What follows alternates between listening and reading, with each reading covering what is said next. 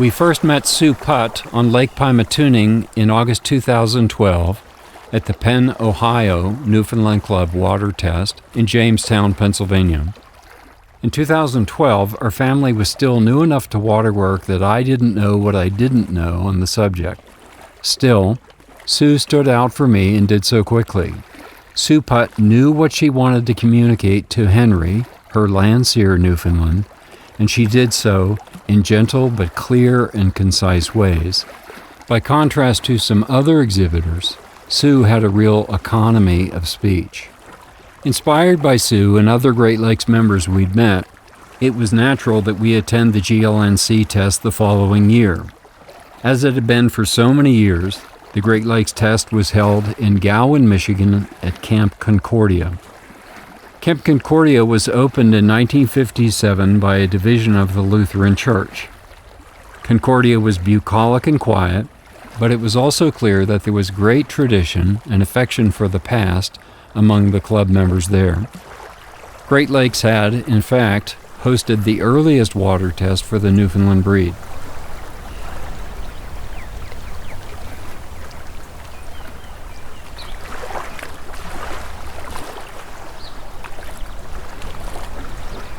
Again, as she had a year earlier, Sue Putt stood out for me as a deeply enlightened trainer and handler, both by what she did and by what she didn't do in handling her dogs.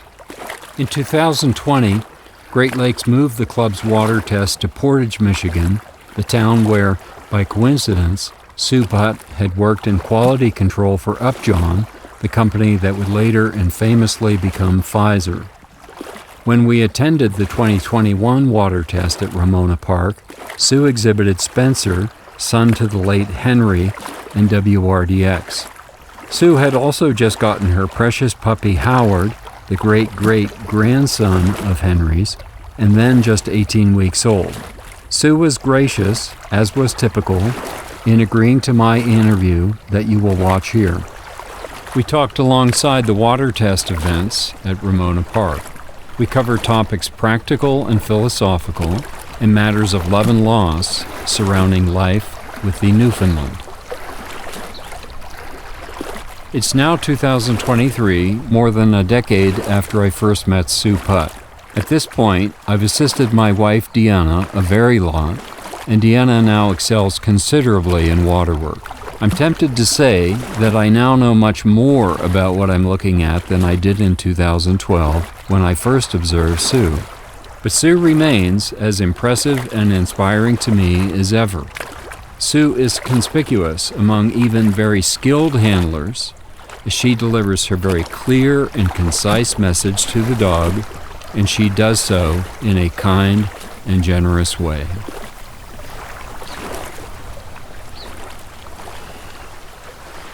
For those who don't know you in the Newfoundland community, and that wouldn't be many people, with whom are we visiting today?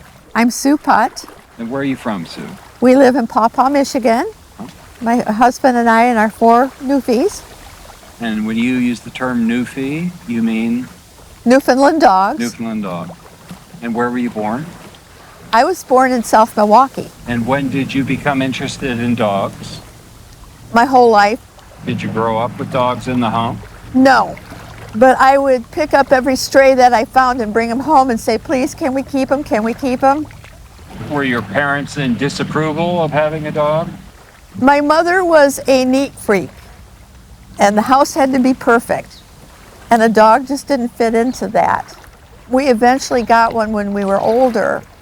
I always liked the big dogs. Those would be the dogs I would bring home, would be the big dogs. And the dog that they got was a little beagle mutt mix. I wasn't really close to her a whole lot. She was very food motivated, but she was a good family pet. But the smallness of the beagle was sort of a compromise for your mother's need for order and neatness? I think it was a compromise between all of us kids begging for a dog and my dad talking to her. And it was the neighbor's dog that had puppies, so it was just very convenient to get a puppy from one of the neighbors. This was back in the 60s, so the view of dogs was a lot different back then than they are now. But that was That was how we ended up with our first family dog. When did you first become interested in large dogs? Those I liked my whole life, the large dogs. When I was 13, I was at a friend's house and she had a St. Bernard. And so we were playing with her dog, and her dog lunged at me and tore my nose from here to here. I had to go to the hospital and have plastic surgery. When I moved out of the home, the first dog I wanted was a St. Bernard puppy, because I didn't want to be afraid of big dogs. And who can be afraid of a puppy? So that kind of helped me get over that a little bit. And that was my first large dog that I owned, was a St. Bernard. That was a bold way for getting back on the horse for a young person that had just needed surgery to deal with injuries. I didn't want to be afraid of them, and to this day I can't watch the movie Cujo because it just brings it all back. When did you become aware of the Newfoundland? While I had St. Bernards, I had a St. Bernard book that talked about the history of them. And I read that at one time they were in danger of being, wiped out.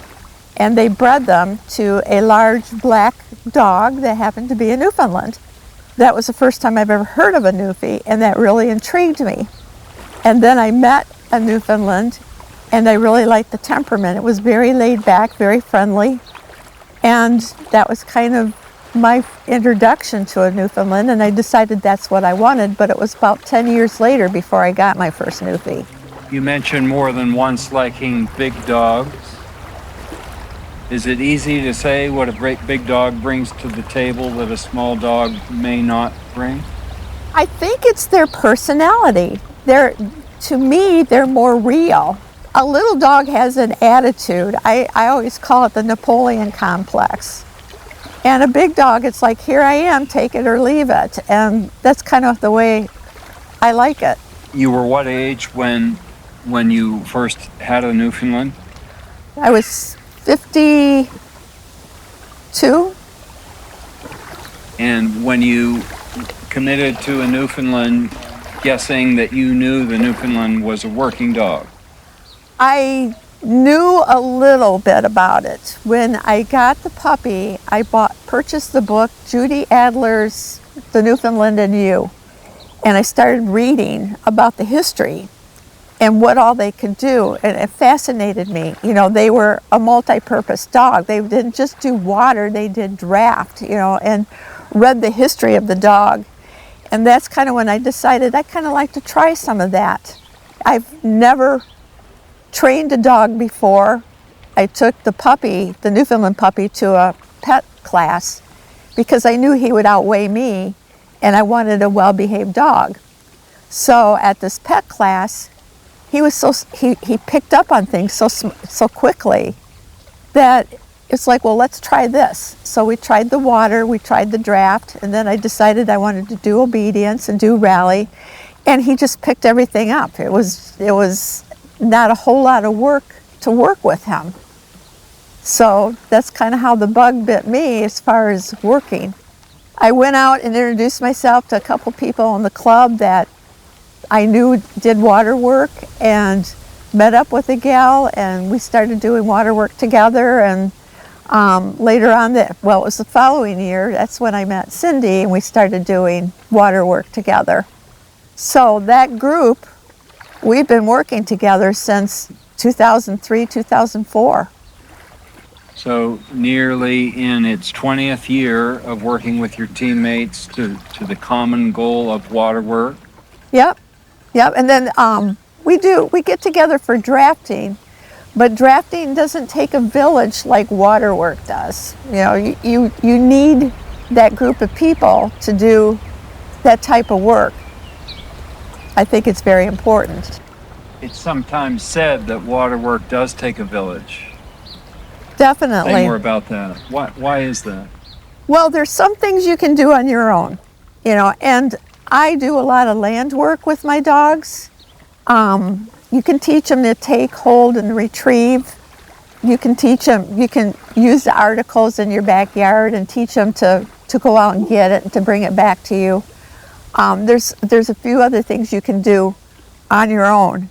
But when it comes to the water and they need to rescue somebody, you need somebody out there drowning for you. You need a boat. You need somebody to row the boat.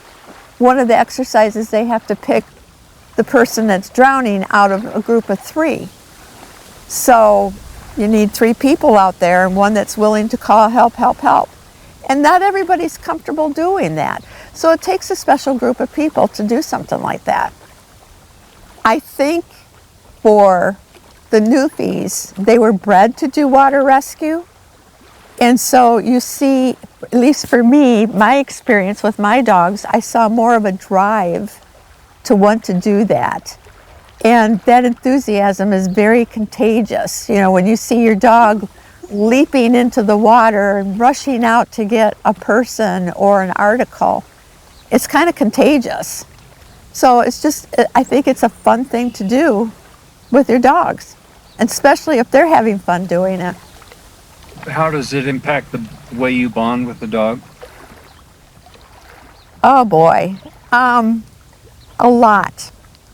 Again, it's that enthusiasm to see the drive, to see the joy.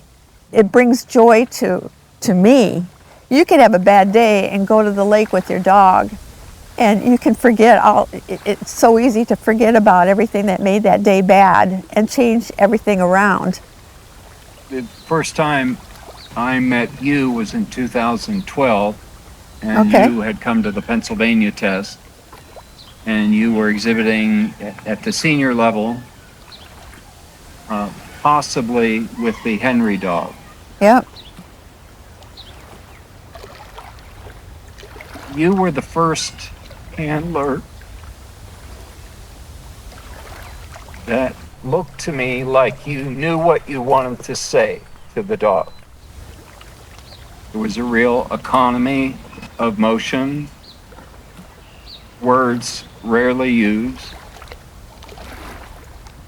your directions very, very deliberate. In particular, since I was new to understanding what I was looking at, I was watching the way you would set up the article retrieve and the way you would mark the object and use your dominant arm to point to the object, to the dog. You were the first person that alerted me that there was art in handling the dog. Do you agree that you did develop an art and a form of communication that is different from other handlers? Yes. So much of what I learned from suggestions from other people. The articles, the setup for it. My very first test, it was like, go get it. And the judge came up to me afterwards and said, do you know what marking is? And of course, I had no idea what marking was. And he said, well, talk to me after the test, and we'll have a talk. And so he did. He talked to me about marking. For somebody to take the time to sit down and teach me something like that, it was something that I could build on. And I'd have to say, to this day, anything that I do, it's been advice or watching other people, and picking and choosing what you want to use. You have to be one with your dog. If you can kind of get a sense of what they're seeing, what they're feeling, it kind of helps with what you want to do. In the X exercise, I know that when my dog finally gets in the water, which on a good day they get in the water, I get my feet out of the water. I get everything part of me out of the water. I'm up on the boat. You've got a task to do. You need to get out. Just little tiny things like that, because you learn, if you're still in the water, at least for my dogs, if I'm still in the water, that's an invitation that we're going to do something together in the water.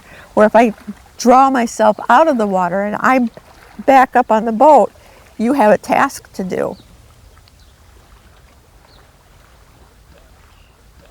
So I've been told I'm soft with the dogs, but I find that works. Is there any particular dog of those you trained? Is there any particular dog you remember well, better than others? Henry. And why Henry? He was perfect. I've called him my perfect boy. He taught me a lot. He was just very powerful. He was a powerful swimmer. He was a beautiful jumper. I felt very connected with him. I feel that way with Spencer. I felt that way with Benson, but I was so new at this that I know that there was things that he tried to tell me that I didn't see, just because I was still very much a very new beginning trainer. So each dog has taught me something in that regard. Truman, I guess with him, nothing came easy with him. You know, with Henry, everything came easy. He picked it right up. Truman made me work for every little thing that he did. He made me a better trainer because of it. What in particular did Truman resist doing? Jumping off the back of the boat. And we tried all sorts of things with him. And finally, what worked, and there again, is knowing your dog, he was afraid. He was afraid of the deep water. If our boat was in shallow water, he would jump right in. So what we did is we put a life jacket on him so he wouldn't go under. We trained early in the morning, so I would withhold his breakfast and bring it along, and I'd put it in a bowl, and I'd get out in the water. He'd be on the back of the boat, and I'd say, "Do you want your breakfast? Do you want your breakfast?" And he would jump, and I'd get a big wad of it out of the bowl and feed it to him, just to make it something, this can be fun, this can be good. And that kind of helped a little bit. But it wasn't a consistent jumper. Every test we went to, it was kind of like, okay, is he going to jump? Is he going to jump? So, and when he finally did, it's like, okay, we're not going to do this again. We're done. You did it. You know, you got your title. We got your VN. You don't have to do this anymore. I will never forget photographing Truman jump at the Great Lakes Test with for the expression on my face. And your response? I was shocked. It was like, oh my God, he jumped. Now, we didn't pass that exercise, but he jumped, and that was the most important thing. I asked him to jump, and he did. What advice would you have for people who have lost pets and are apprehensive to develop another deep attachment? Every dog is different, and probably the highest compliment you can pay to the dog that you lost is to get another one, because it proves that that dog did its job. It wormed its way into your heart, and I'd like to vision when you get a puppy that there's a big celebration up in heaven. Yay, look at this. You did a good job. You did such a good job. They want to do this again. It hurts. It hurts really, really bad. But the joy you get from that, I think, supersedes that sorrow. It's amazing that we're willing to do it again, but I think it's worth it. I think it's really worth it.